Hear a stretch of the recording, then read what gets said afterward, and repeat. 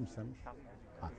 Bem, eu sou só o moderador, portanto não sou o apresentador aqui do Alexandre, que dispensa apresentações, eu penso que toda a gente o conhece, e portanto eu ia passar-lhe rapidamente a palavra, mas ainda não.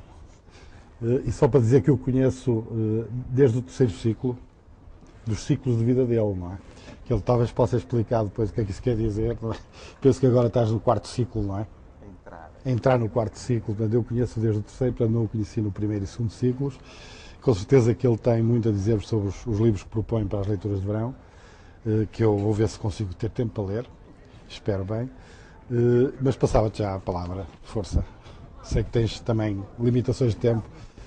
Em primeiro lugar, tenho que ligar. Tens que ligar, é? Bem, deixa-me desligar a mim. Pus no bolso e agora... Está ligado? Está, ótimo, bem. Deixem-me começar por agradecer o convite para estar aqui convosco, que me dá um prazer muito particular. O meu envolvimento com a Faculdade de Engenharia já tem 3 ou 4 anos e tem sido uma experiência muito positiva para mim, portanto, agradeço muito o convite para estar aqui convosco. Quando me falaram nesta ideia de vir falar sobre livros e livros que eu gostaria de recomendar, é muito difícil escolher livros, não é? Porque a grande maioria das pessoas leu centenas de livros na sua vida e, portanto, escolher 2 ou 3 ou 4 livros não é nada fácil. E eu vou-vos dizer a razão pela qual eu escolhi estes livros. O primeiro é um livro cujo título toda a gente conhece. A grande maioria das pessoas provavelmente até já viu uma das versões do filme, o Frankenstein. Mas quase ninguém leu. Eu quase que garantia que nesta audiência, se houver 1 ou 2 pessoas que já leram Frankenstein, estamos cheios de sorte. A grande maioria das pessoas nunca leu Frankenstein. Sabe mais ou menos a história do Frankenstein, mas nunca leu. E eu também nunca tinha lido, até aí há meia dúzia de anos atrás. E um dia, numas férias, peguei num livro, não é um livro muito grande, é um livro pequenino, lê-se muito bem, lê-se numa viagem de avião de 5 horas, lê-se isto com muita facilidade, num dia na praia lê-se com muita facilidade, e é um livro absolutamente extraordinário. E eu vou falar um bocadinho sobre este livro, mais sobre este livro do que sobre os outros que eu também pus na lista, porque eu acho que este livro também tem muito a ver com esta questão da visão do público sobre a tecnologia, a ciência, os medos, mas há uma certa forma de mudar um pouco a mensagem que a gente julga que é a mensagem de Frankenstein e que não é. Os outros, eu depois tinha listado mais 4 livros. Um livro que se chama O Leitor, e que esse, se calhar, muitos de vocês já leram. É um livro recente. Este livro da Mary Shelley foi publicado em 1816, portanto é um livro de há 2 séculos. O Leitor é um livro muito recente. É um livro que tem uma história muito especial. Eu lembro-me que eu peguei nesse livro, nunca tinha ouvido falar nele, peguei num aeroporto, numa viagem de Londres para Nova Iorque, e cheguei a Nova Iorque a chorar baba e ranho, mas eu também sou um bocadinho fácil de lágrimas, e as pessoas ao meu lado no avião muito preocupadas o que é que lhe tinha acontecido. Mas é um livro espantoso. Não lhes vou contar a história, porque a história é muito particular e é preciso descobrir a história. Depois, o terceiro livro é o livro se chama Meia-Noite ou O Princípio do Mundo, do Richard Zimmler, que é um épico. Isto eu escolhi porque começa no Porto, e eles estão todos relacionados um bocadinho com aquilo que é momentos de brutalidade ou momentos como é que eu diria, de perseguição de determinados, ou que tem a ver em qualquer altura sobre a questão da perseguição ou do mal-entendido que se estabelece em determinadas situações. E os 2 últimos livros São livros de divulgação científica que eu recomendo altamente. Um deles é um livro sobre o facto que a grande maioria de nós todos sabemos muito pouca estatística e muitas vezes não sabemos sequer interpretar os dados estatísticos.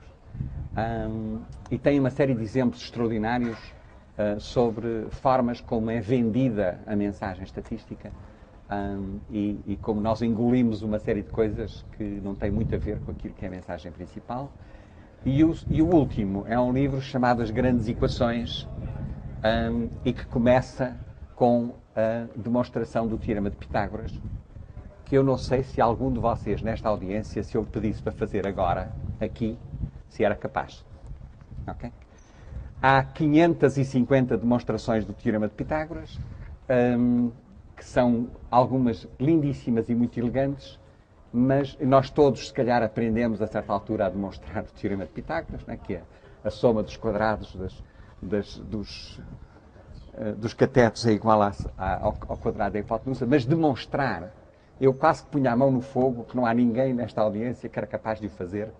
Agora aqui, se me trouxerem daqui a 3 minutos, eu tiro a minha provocação. Portanto, tem 3 minutos para demonstrar o Teorema de Pitágoras de forma geométrica, que é a forma como ela é demonstrada. Bem. Temos um que... Ótimo. Bem. Deixem-me começar com o Frankenstein, que é um livro que é publicado, é escrito por uma jovem de 18 anos. A Mary Shelley, quando escreveu este livro, tinha 18 anos. E a Mary Shelley é um personagem muito curioso. Ela é filha de de duas grandes personalidades.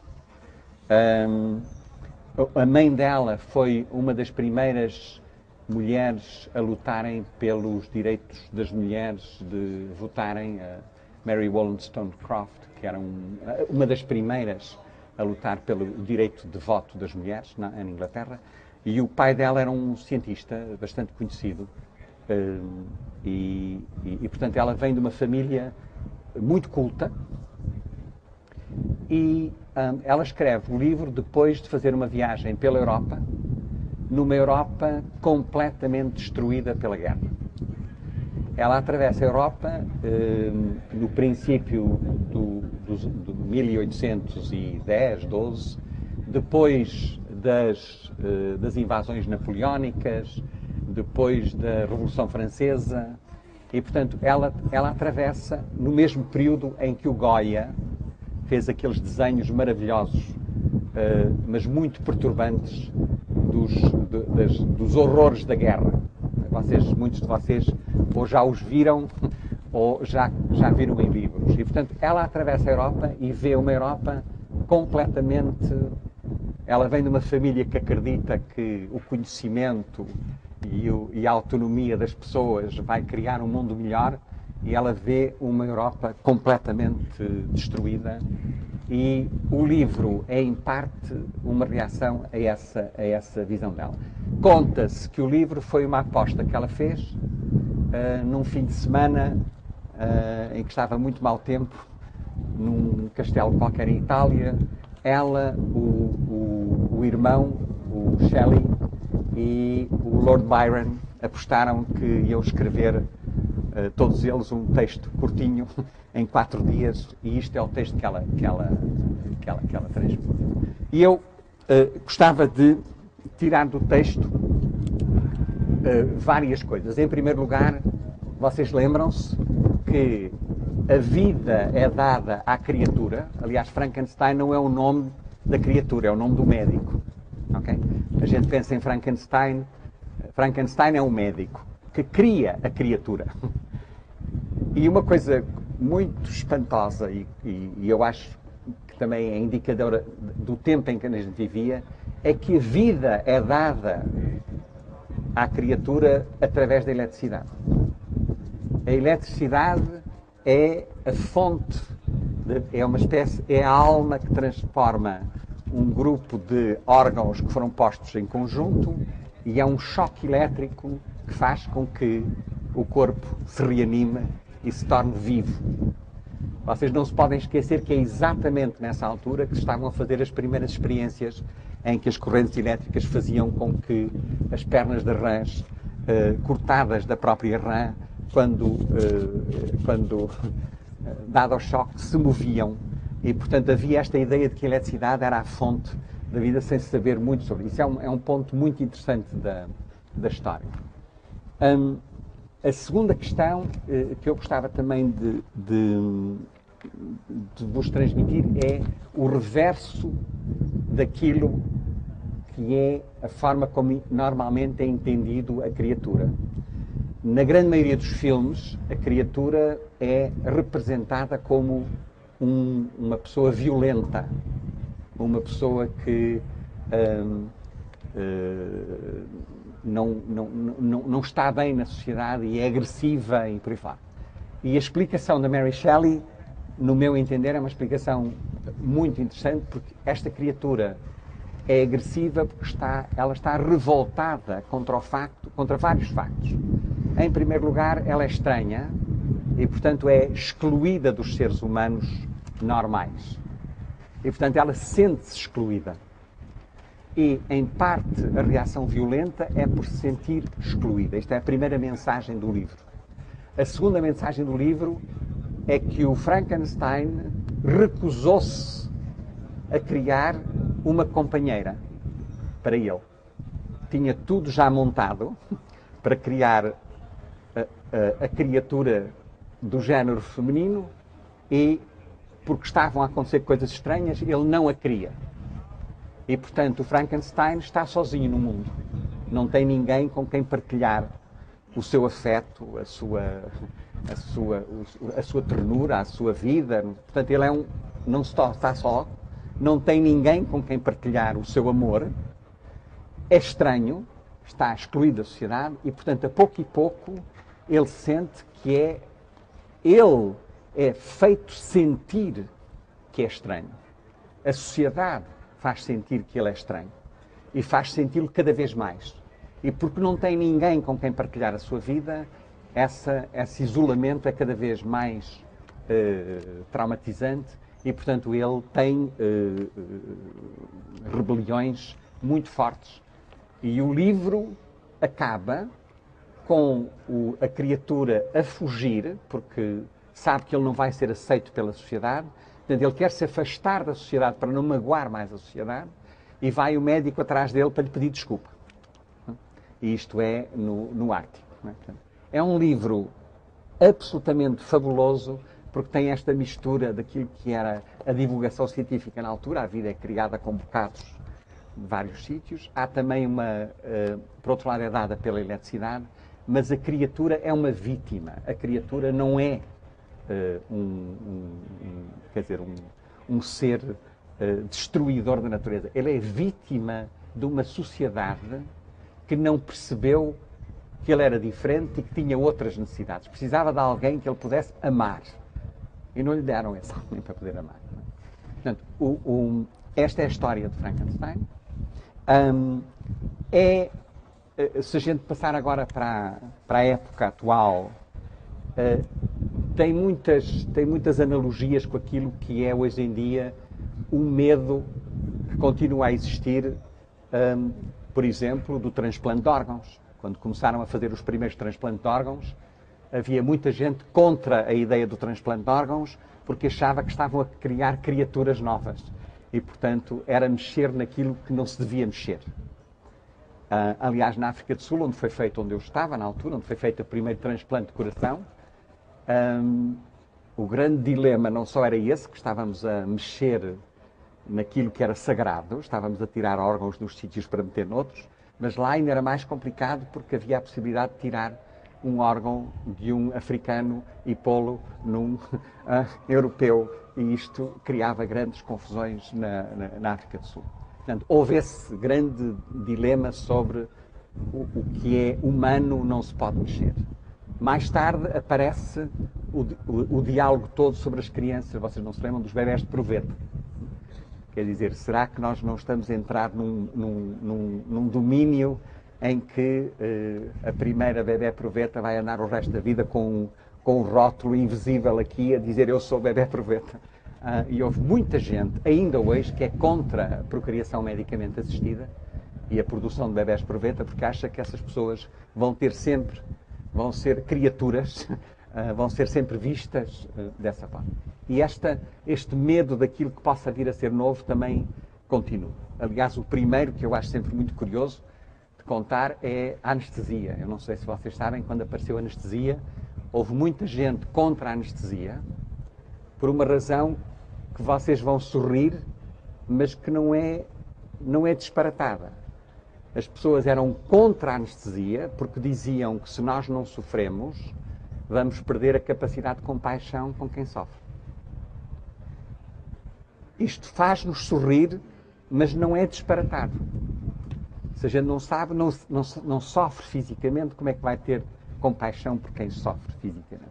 Agora, eu tenho a certeza que não há ninguém nesta audiência que a próxima vez que for ao dentista diga, olha, eu tenho medo de perder a minha compaixão, não use anestesia para isso. Estes medos todos daquilo que a ciência pode vir a construir também faz parte da mensagem da Mary Shelley. Aliás, ela nasce e a mãe morre durante o nascimento dela, ou morre pouco tempo depois. Portanto, ela também não teve mãe. E a criatura também não tem mãe, só tem pai. Há aqui uma série de mensagens muito curiosas no meio do livro que faz com que a criatura é um ser fascinante, porque é o ser que nos põe em contacto com aquilo que é diferente e que se sente excluído e, portanto, é violento porque se sente excluído. Eu só queria dizer isto sobre o Frankenstein, não queria dizer muito mais. Não sei se querem falar um bocadinho sobre este, antes de eu dos outros livros vou falar menos. Não sei se querem agora dialogar um bocadinho sobre o Frankenstein. Aliás, o Frankenstein aparece numa altura em que há uma série de outros livros que também que mandam esta mensagem contra o iluminismo. Quer dizer, a ideia do iluminismo e da Renascença é que agora a gente, percebendo a natureza de forma científica, percebemos que ela a nossa natureza é uma coisa muito elegante, muito perfeita, tem umas equações muito bonitas para descrever tudo o que a gente conhece, a gente vai conhecer cada vez melhor o mundo, vai ser tudo cada vez melhor. Ela vem dessa família que acredita nisso. E ao atravessar a Europa, vê que não é nada esse o mundo que está à sua volta. E, portanto, há uma série de livros que aparecem com dúvidas sobre se o racionalismo, se o iluminismo, se a Renascença, se a Revolução Francesa traz realmente a libertação do homem ou se não é mais uma forma de destruir um homem. E, portanto, é um livro, no seu contexto, é um livro extraordinário. Mas eu, já agora, parava um bocadinho e pedia... Quem é que já leu Frankenstein nesta audiência? Uma, duas, três pessoas. 4. Estão a ver? Sim, muito poucas. Mas toda a gente conhece o tema do Frankenstein. Já agora, aqueles que leram, eu gostava de saber se estão de acordo com a minha descrição sobre o livro, ou se já se esqueceram do livro. Eu gostei de saber que foi escrito só em 4 dias. Foi escrito em 4 dias e num castelo com um tempo horroroso em que eles tiveram que ficar dentro do castelo e foi uma competição. Foi entre ela, o Shelley, o Percy Shelley, que era o irmão, e o Lord Byron, que estavam todos fechados num castelo e não havia televisão, não havia internet, não havia iPods, nem iPads, nem nada disso. E, portanto, estão a ver o que é que faz quando nós não temos isso, somos muito mais criativos. Sem esses entretenimentos todos, produzimos, às vezes, obras de arte. Pedro, tu ias dizer? Não, o que eu acho é que tu acrescentaste dimensões que eu não tinha pensado e que eram muito interessantes. Ok. Mas o livro tem isto para mim, tem esta coisa, tem. Eu acho que tem. Yeah. Eu acho que tem. Não teria provavelmente sido capaz de dizer várias coisas que tu disseste, mas eu acho que a posteriori tem. Yeah. Eu acho que é um livro que é surpreendente, porque a gente quando pega numa coisa escrita em 1816, obviamente que o estilo da escrita é um estilo de 1816, como é óbvio, não é? Quer dizer, mas isso também, quando a gente lê os grandes escritores, tem a sua época. Agora, a mensagem que está no livro, isto vindo de uma miúda de 18 anos, eu acho uma coisa absolutamente deslumbrante, não é? Quer dizer, isto foi a primeira asserção de uma... Eu não tenho a certeza que ela tivesse sido tão rica a escrever como foste a interpretar. Talvez. Bem, eu recomendo altamente o livro. É um livro curtinho. Não sei se a tradução está bem feita ou não, mas não é uma linguagem complicada, a linguagem da Mary Shelley. E, portanto, imagino que a tradução seja também bastante boa. Bem, eu ia falar muito pouco dos outros, quer dizer, o livro, o leitor, tem a ver, é uma história de amor, é uma história de um jovem que se apaixona por uma mulher mais velha, uma mulher estranha sobre muitos aspectos, porque ela pede-lhe para ele ler textos e ele é um apaixonado da literatura e, portanto, lê-lhes coisas lindíssimas da literatura alemã e desenvolve-se uma relação de enormíssima proximidade, uma relação de uma intimidade e sexualidade misturadas muito profundas. E eu não vos vou contar o livro, porque se eu contar o livro estrago o livro, mas a mulher é uma pessoa muito, muito particular. E ele descobre isso a 2/3 do fim do livro, e depois é o dilema que ele tem de saber que se pôde apaixonar por uma pessoa como esta mulher. O livro está muito bem escrito. Imagino que já várias pessoas o leram aqui. Quem é que já leu o Leitor? Ok. Não vos perturbou? Ver o quê? Não vi o filme. Eu não sei se não vi. O filme é muito bom. É muito bom. E eu acho que o dilema que ele atravessa, que o jovem atravessa, é em tentar perceber como é que é possível, não é? Como é que é possível este ser existir e ele ter-se aproximado dele. Eu fiquei cheio de montes de dúvidas no meio do livro, se eu era capaz também de estar numa situação parecida, não é? Que a gente coloca-se um bocadinho naquela situação e é um livro que é mais curto que este, que o Frankenstein, portanto é um livro curtinho e, portanto, também recomendo altamente aqueles que não leram, que leiam o... Eu agora estou a ver se me lembro do nome do escritor. Como é que se chama o escritor? Schlink, Bernhard Schlink, exatamente, é isso. Eu, aliás, conheci-o em Nova Iorque. Ele é professor de Direito.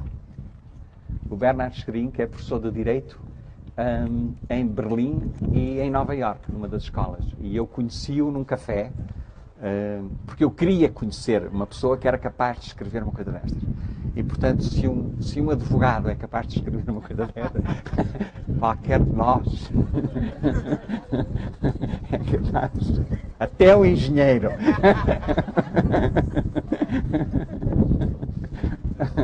É um livro muito... Eu também recomendo. O terceiro livro de literatura é o Meia-Noite, ou O Princípio do Mundo, que é um livro muito mais longo, tem para aí 700 ou 800 páginas.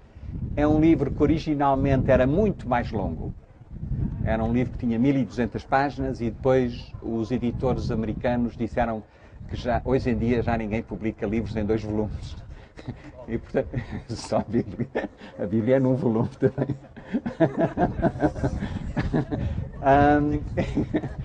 E, portanto, o livro foi encurtado. E também é uma história de relações, quer dizer, tem a ver com um jovem que nasce no Porto. São 3 personagens muito importantes. É o John, que nasce no Porto e que brinca na Ribeira, e que é confrontado com um drama muito grande, porque um grande amigo dele morre afogado no Rio Douro. Ele cresce, conhece uma rapariga chamada Violeta, que também é muito importante no livro, que aparece depois mais tarde. É o crescimento dele, a vinda de o pai vai para a África do Sul, porque era na altura em que estavam a começar a aparecer as primeiras vinhas e havia muita gente da Europa que ia para a África do Sul porque tinha conhecimentos. O pai volta com um amigo que era um médico africano, Bushman. Portanto, tem a história Bushman metida no livro e essa parte é muito importante.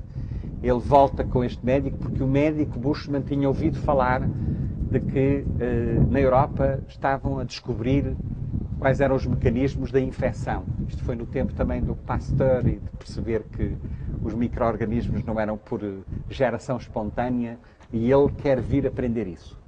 Depois passam-se várias peripécias, não vou-vos contar a história. Há uma parte muito importante do livro que tem a ver com a escravatura nos Estados Unidos. E essa parte é muito perturbante também, porque é muito descritiva da forma como os africanos eram tratados no sul dos Estados Unidos. E o fim é o John que vai à procura desse médico africano que tinha desaparecido, e o fim do livro é um reencontro dos três, da Violeta, com quem o John agora está a viver, e do médico que aparece no processo. É um livro que eu acho que tem muito a ver, por exemplo, com as invasões francesas no Porto. A parte toda inicial passa-se na altura das invasões francesas do Porto. Portanto, é historicamente, em relação ao Porto, muito descritivo. A parte sobre a escravatura na América é uma parte difícil de ler, porque é uma parte, é muito forte e é muito longa e, portanto, aquilo não é fácil não é um livro fácil em certas partes. O fim é um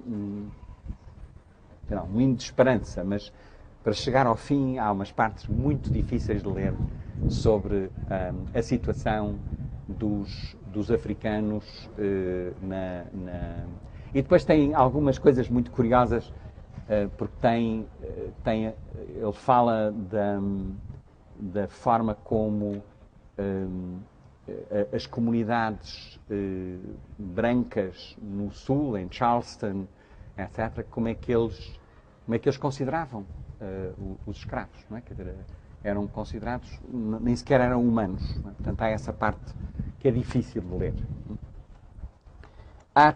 Toca também um bocadinho no Renascimento, eu agora não me lembro, que eu não sei as datas, no Renascimento um pouco de alguns movimentos no Porto, nessa altura, que queriam reintroduzir uma Inquisição mais forte. E, portanto, tem tudo a ver com perseguição de vários grupos, mas o principal mensagem é uma descrição daquilo que foi a escravatura nos Estados Unidos da América, no sul dos Estados Unidos da América, e essa é a parte mais violenta. Bem, eu vou continuar. Há dois outros livros. Há o livro do Gigan Renser, que é um livro que saiu há pouco tempo. Eu ando há muito tempo a ver se o convido para ele vir cá falar. Porque ele é sobre a percepção dos dados estatísticos que nos são dados. Eu não sei se vocês viram, só para uma coisa muito recente, não sei se viram há 4 ou 5 dias, em grandes letras nos jornais, o número de mulheres que têm filhos depois dos 40 anos cresce 80%. E a forma como aquilo é dito dá a impressão que 80% das mulheres agora têm filhos depois dos 40 anos. A forma como está escrito, quando de facto o que significa é que passou de 1,2% para 2,1%. Mas esta forma como isto é dito e a forma como é transmitido cria, e vocês sabem isso, porque há pessoas que dizem o risco de cancro de não sei o quê aumenta 300%. Se isto afeta uma pessoa em 3 milhões, crescer 300% é de 1 para 4 em 3 milhões, quer dizer, não tem qualquer significado. Mas há muitos novos produtos que são vendidos a partir destes medos que são transmitidos em relação à mensagem. O livro do Gegenreinter é uma análise interessantíssima. Aliás, 2 capítulos é sobre o tema do cancro da mama e a maneira como as empresas de produtos químicos usam esse medo para... que é real, ele não diz que não é real, mas exageram de tal maneira, à volta das vezes vem 1 em cada 6 mulheres morre de cancro da mama. De tal maneira, eu não sei se vocês sabem isto, mas de tal maneira que há centenas de jovens em Inglaterra que aos 20 e pouco anos fizeram mastectomias duplas porque vieram a saber que tinham os 2 genes que aumentam o risco do cancro da mama. Isto é uma coisa absolutamente... a mim põe-me...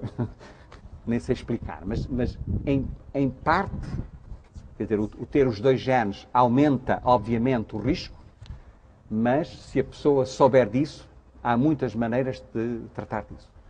De facto, o que tem acontecido é isso mesmo. E eu, quando soube desta história, eu fiquei... Bem, não preciso explicar. O último livro já fez a prova do Teorema de Pitágoras. Só para o caso em que os catetos são iguais. Ah, mas essa é fácil. Mas já não é mau. Essa foi num minuto. Bem, ok.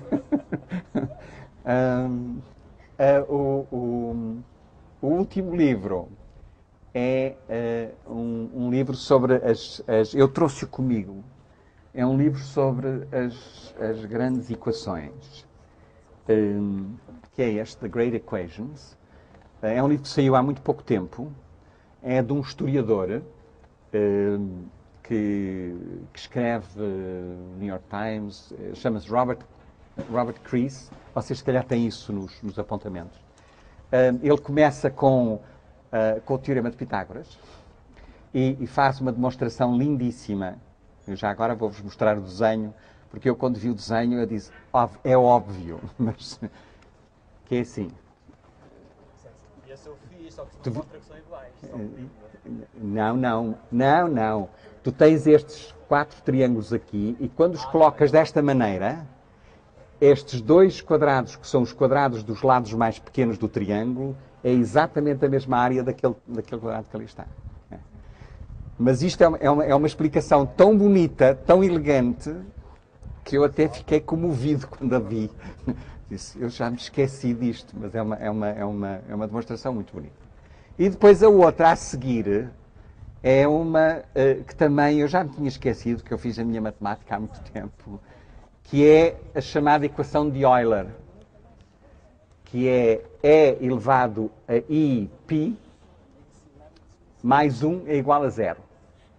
E ele diz que isto é uma coisa extraordinária, porque isto liga a trigonometria com os logaritmos, com a álgebra. Como é que, tendo um número... como é que diz? O E é um número transcendente, elevado a um outro número transcendente que é π, que multiplica por um número imaginário que é I. Isto dá igual a menos 1. A explicação é lindíssima, também é muito simples, tem a ver com as séries de Taylor, e a gente só tem que acreditar nas séries de Taylor, que também a maior parte dos engenheiros acreditam. Mas é muito elegante, a explicação é muito elegante. Não é? Portanto, o livro está cheio de coisas deste género. Tem a outra grande equação, que é o F igual ao MA, que toda a gente ensina, e que foi talvez das equações mais difíceis que lá chegaram, que é uma equação que define as 3 coisas uma em relação às outras. Esta equação define o que é massa, define o que é aceleração, define o que é força, tudo ao mesmo tempo. E estes conceitos levaram 2000 anos a desenvolverem-se até chegar aqui. Não é? Portanto, é um livro que eu também recomendo, também é de leitura agradável. Para engenheiros, então. É para engenheiros, então.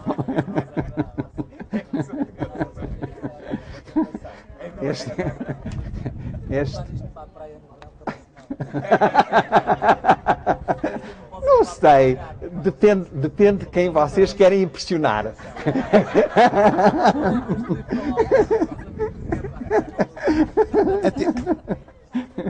Mas há pessoas impressionáveis. Atenção que já o Fernando Pessoa, há Sim. muitos anos, dizia que há muita gente que não consegue ver a beleza nas equações. Bem. Ele falava, deixa-me ver qual é que ele falava. No binómio de Newton. Eu acho que ele falava, há um poema acerca do binómio de Newton. É verdade. E é verdade É. que a grande parte É. das pessoas que não têm sensibilidade para apreciar a vantagem que aquilo traz, por isso eu digo, opá, mais uma equação, é Sparta. Eu não tinha pensado dizer muito mais. Eu agora queria ouvir-vos a vocês. Luís. Sim. Esses livros só se arranjam nos aeroportos ou também? Não, eu acho que os 3 primeiros estão. Os 4 primeiros que eu falei já existem todos em traduções portuguesas e acho que estão todos cá. É claro, vocês podem encomendar na Google ou de qualquer, não há grande. Hã? Da Amazon é muito fácil obtê-los. O último, este, foi um livro que eu encontrei há muito pouco tempo. Isto foi publicado o ano passado.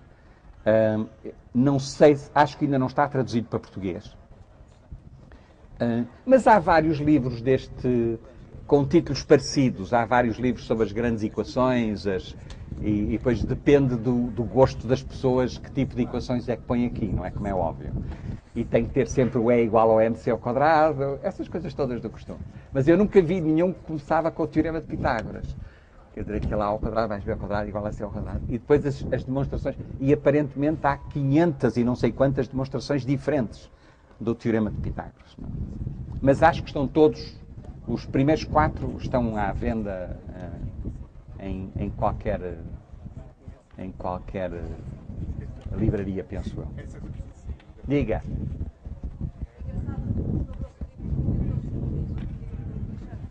Sim.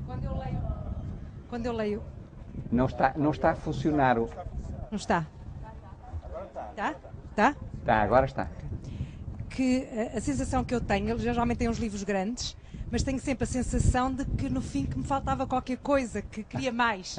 E portanto, isso que disse que o livro tinha muitas mais páginas, não é? Do que de facto tinha. Se calhar ele podia publicar isso online ou qualquer coisa. Eu já lhe disse que um dia mais tarde, quando ele fosse famoso, podia exigir que o livro fosse publicado no seu texto unexpert. Mas ainda não chegou lá. Esta resposta... Mas é um livro muito comovente, é uma coisa impressionante, gostei imenso. Há uma cena que muitas mulheres lhe dizem que é extremamente perturbadora, porque é a cena em que a escrava é violada. E depois, a seguir a essa cena, é uma coisa... Portanto, é muito pesado. O livro não é...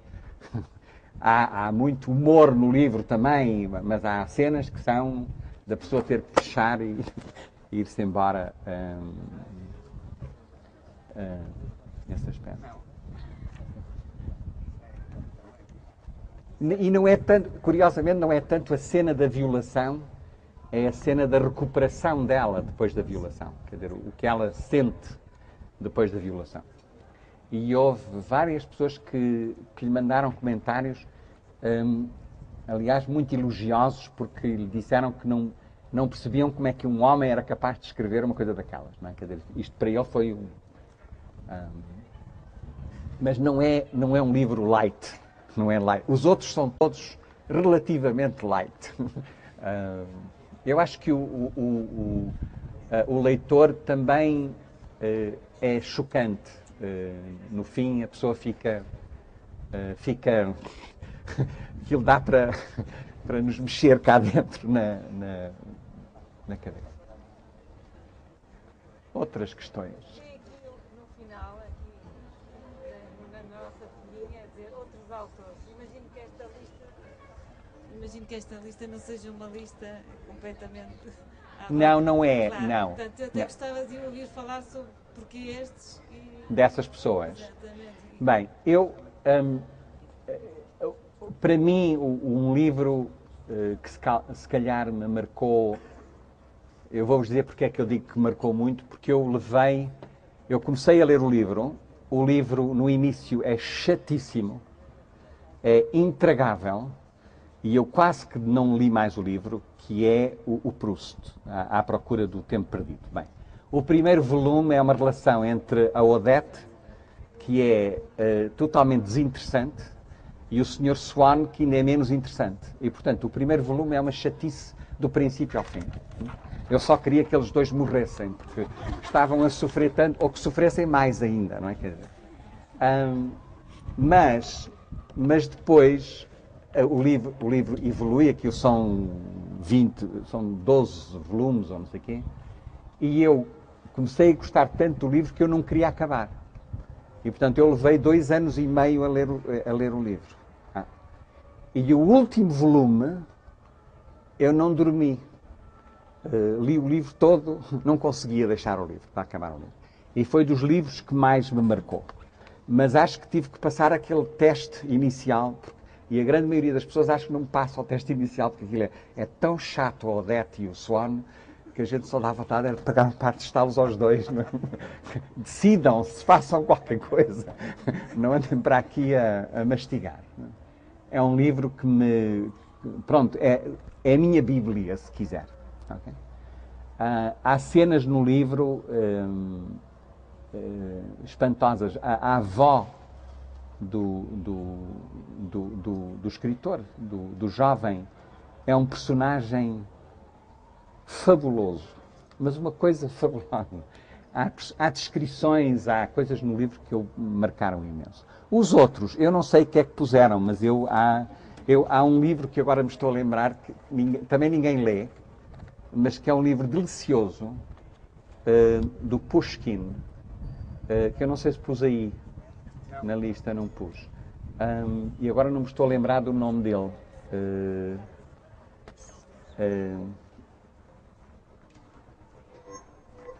Onde é que estão as...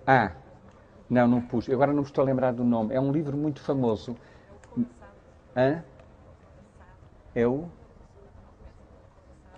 Não é o Cortázar. Não, é o Eugene Onegin, é o nome dele. E eu li, porque não tinha outra coisa para ler, comecei a ler e é divertidíssimo o livro. É de um humor extraordinário. A gente pensar que o Pushkin, que é aquela coisa pesada, russa, clássico russo, que aquilo tem tanto humor, adorei ler. Os outros, o Musil está muito bem para engenheiros, porque é escrito por um engenheiro. Eu agora estou a provocar-vos. O Musil era engenheiro e viveu no tempo do grande império austro-húngaro, na altura em que ele estava em decadência. E, portanto, ele descreve um pouco descreve aquele mundo do Wittgenstein, daquela gente toda que lá está. Aqui há uma relação, para mim, também muito interessante entre o personagem principal e a irmã. Também é uma relação muito, muito, muito interessante, que eu gostei imenso. Os outros, sei lá,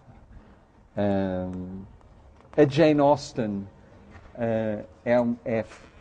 também é daquelas coisas que a gente não está à espera que seja uma coisa tão divertida e tão profunda ao mesmo tempo. Não sei, o Shaw é de um cinismo a toda eu adoro o Shaw, porque o Shaw corta o dilema do médico, the doctor's dilemma, é uma coisa que corta os médicos assim aos bocadinhos. Mas está muito bem feito também. E depois já agora, conto a história que eu quando estava eu comecei por fazer o primeiro ano de engenharia.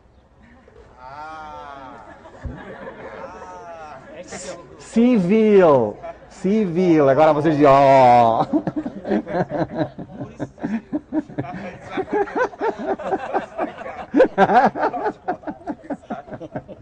já perceberam tudo. E depois é que mudei para Física e Matemática. E quando cheguei ao terceiro ano resolvi constava que havia um professor muito bom de alemão, e eu tenho uma mãe alemã e não sabia alemão nenhum. E eu achava que era uma vergonha ter uma mãe alemã e não saber alemão. E, portanto, eu tirei um ano, parei a minha licenciatura, isto é uma recomendação para os jovens, também parar durante um ano, e fui fazer 3 cadeiras, alemão, filosofia e francês.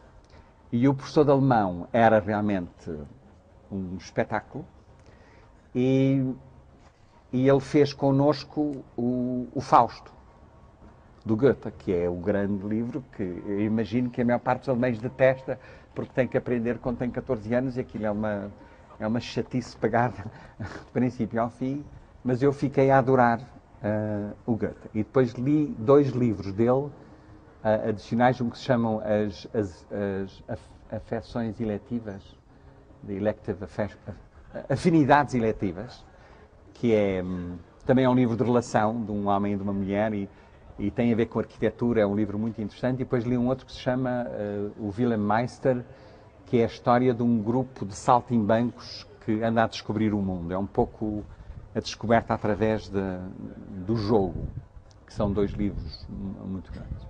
E o Sartre é porque da minha época toda a gente leu o Sartre, e toda a gente foi impressionada pelo Sartre, não é? Quer dizer, há muita coisa que o Sartre transmite que é também muito perturbante, não é? Aquelas peças de teatro dele, todas, faz parte também de uma época, acho.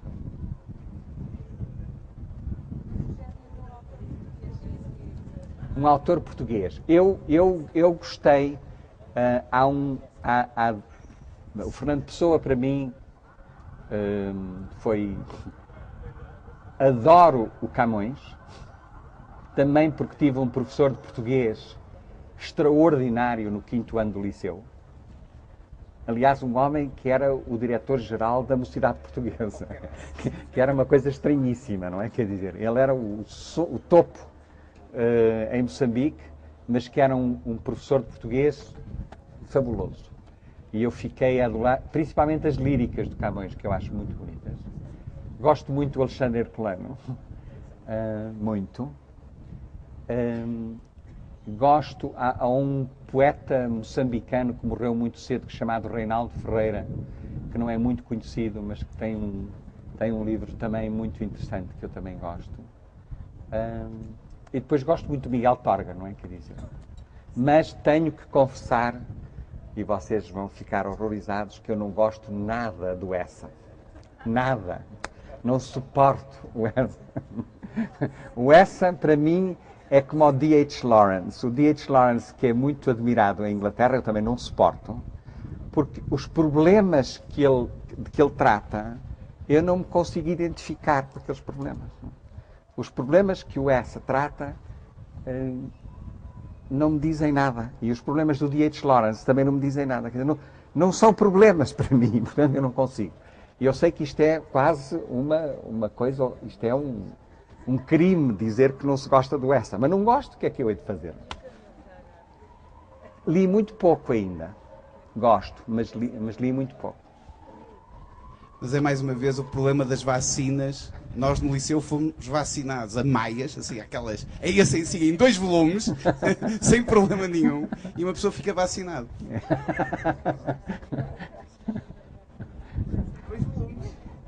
Mas eu acho que são poucas, eu acho que deve haver poucas pessoas que não gostam do Essa, vocês. Mas em geral, quando dizem que gostam do Essa, a grande maioria das pessoas que me diz que gosta do Essa é porque acham que ele faz uma caricatura de Portugal muito, sim, pois.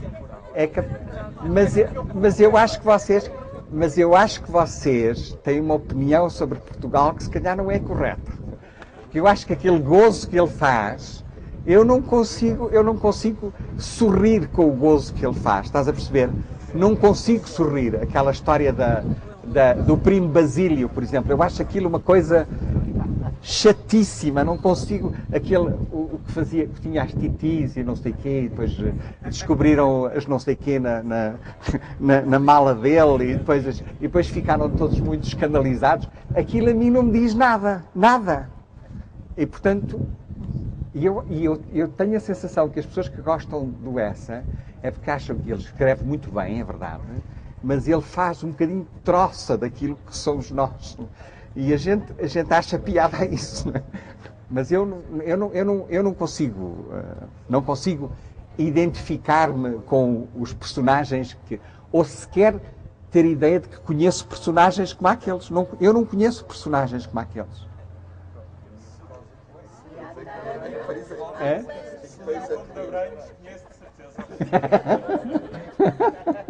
Não, eu li um livro dele que eu gostei, que se chama A Cidade e as Serras. Eu gostei desse livro. Mas também é um bocadinho a fazer troça daqueles que querem ser como em Paris, querem na província fazer aqueles coisas todas. Mas eu gostei desse livro. Agora, o Primo Basílio, achei uma chatice. O Crime do Padre Amaro não me disse nada. Quer dizer, eu nunca li os Maias. Talvez por ser dois, nunca li a Relíquia. Eu sei, mas quando a gente fica como anticorpos contra 2 ou 3, depois é muito difícil pegar neles. Não? Mas eu sei que toda a gente fica escandalizadíssima quando eu digo que não gosto do Essa, não é? Porque o Essa é assim um grande...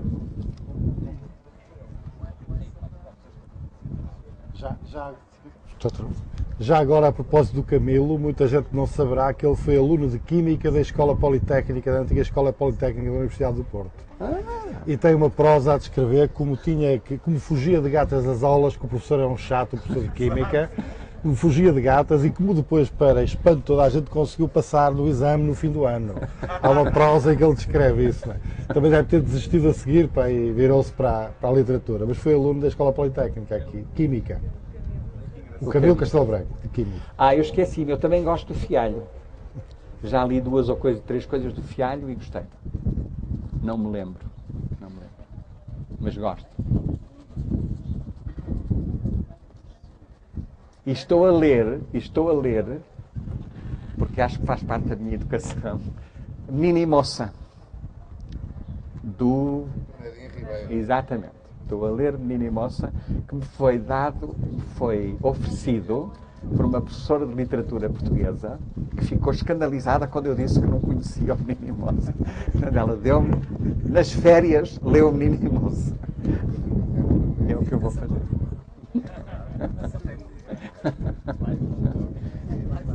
Acho que é um livro que tem muitas mensagens por baixo do texto todo, porque ele era um homem que estava também interessado em movimentos secretos pela Europa toda. Não sei se era um pouco, não sei se já havia a maçonaria nessa altura. E era uma coisa qualquer que tem uma série de mensagens subtis por trás. Alguém já leu Mini Moça aqui? Também no liceu?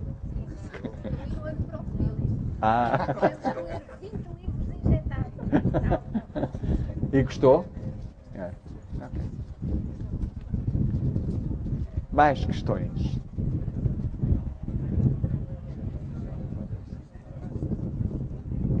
Na hora de corrigir Hã? É um tipo de literatura que nós praticamos. Eu sei porque eu tenho agora à volta de 450 alunos e eu não faço pontos de resposta múltipla e portanto eu tenho que corrigir aquilo tudo e dá. São 2 semanas inteiras. Mas deixe que vos diga que há miúdos fabulosos e portanto há miúdos fabulosos. Eu às vezes digo-lhes que não sei se é bom eles estarem aqui, porque a gente é capaz de estar a estragá-los um bocadinho. Mas também não são assim tantos desse nível. Infelizmente. Hã? Li. Eu gosto dos Dubliners. O Ulisses é muito chato de ler. É muito chato. É muito chato. Não, e o Finnegan's Wake é impossível de ler, não é? Quer dizer, o Finnegan's Wake ninguém. Eu não conheço ninguém que alguma vez tenha lido o Finnegan's Wake. Ninguém. Minto. Há como é que ele se chama? Aquele grande físico. Não. O Harold Bloom leu, exatamente. Não sei se leu. Porque ele também se arma. Mas aquele físico de Los Angeles, a palavra quark vem do Finnegan's Wake. Não é o Feynman, é o outro, que estava em Caltech. O homem, como é que ele se chama? O homem da dúzia das partículas que explicou aquilo tudo. Não, é mais recente. Mas a palavra quark vem do Finnegan's Wake. Portanto, este senhor, que eu venho de me lembrar do nome dele, daqui a bocadinho, foi buscar e ele diz que leu, mas eu não acredito. Eu não acredito que alguém tenha conseguido ler. Mas vocês têm assim tantos exames para corrigir, é? Vocês chumam muito, depois, olha, têm que corrigir exames. Já tínhamos que fazer como nos Estados Unidos, em que se punham os alunos de doutoramento a corrigir os exames. Isso é que era grande ideia. Não, vocês deviam arranjar robôs para fazerem isso. Muito bem. Não sei se mais alguém quer dizer qualquer coisa. Fazer sugestões, ele quer fazer. Ai, não. Obrigado.